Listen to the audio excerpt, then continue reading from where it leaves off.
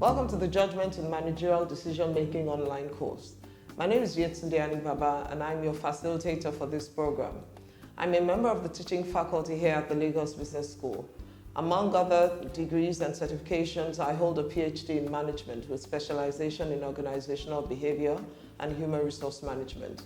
I teach the analysis of business problems and decision-making course at the core here at the school, as well as other leadership subjects on our open seminars and executive education programs.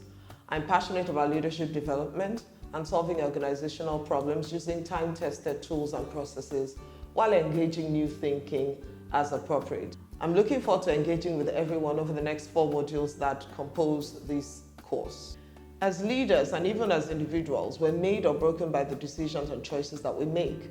Not surprisingly, a recent World Economic Forum report suggests that complex problem solving, critical thinking, and decision making are 3 of the top 10 skills required in the new world of work. Formal economic models of decision making begin with the assumption that as humans we're inclined to make choices and decisions that leave us as well off as possible. However, there's lots of research and experience that suggests that we often make decisions that are opposed to our best interest. If you've ever made a decision and asked yourself at the end of it that what was I thinking, then you know what I'm talking about. But why is this the case? It is important to understand that decision making is essentially about the way we think.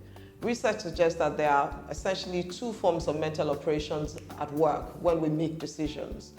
The one is rational, methodical, analytical, effortful, and the other is more effective, instinctive, intuitive, and automatic.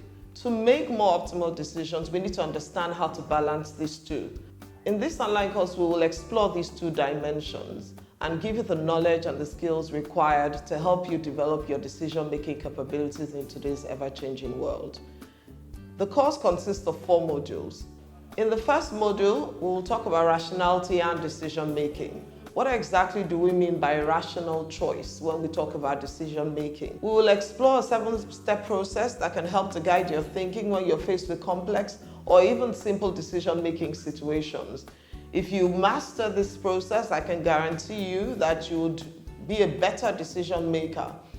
However, it's not enough to have a process to make decisions. And so in the second module, we'll be talking about psychological biases that affect the way we think and therefore affect the way we make decisions. And several psychological traps have been identified by research.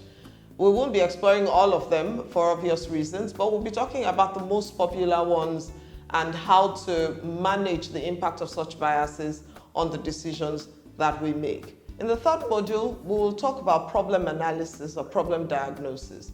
When you have a symptom, you will typically go to the doctor and the doctor will ask you several questions about the symptoms you're experiencing. And with that information, is able to diagnose the true problem that you have. Now, in truth, a lot of the times we treat symptoms instead of the root cause. In this module, we explore how to get to the bottom of the issues so that when we take actions and make decisions, we're actually solving the real problem and not simply addressing symptoms, which is akin to cutting the tree from the top. In the 4th module, we will focus on the environment of decision making. All of the things we've talked about so far have been focused on your individual capability as a decision maker.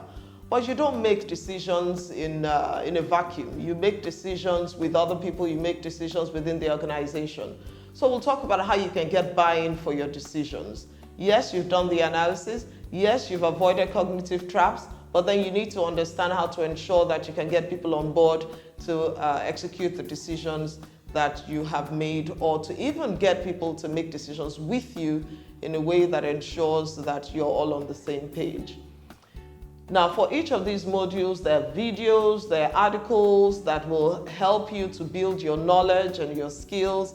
I encourage you to look through those videos. We'll have discussion topics that would also help us to explore the titles that we have for each module.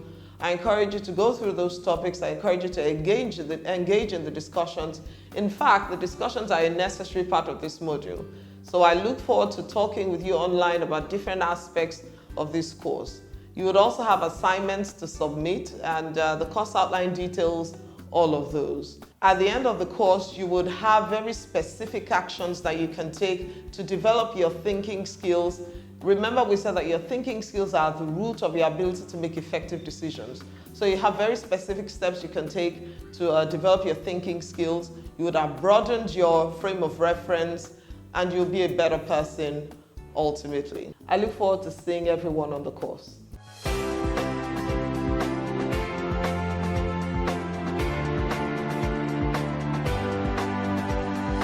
Lagos Business School, Pan-Atlantic University.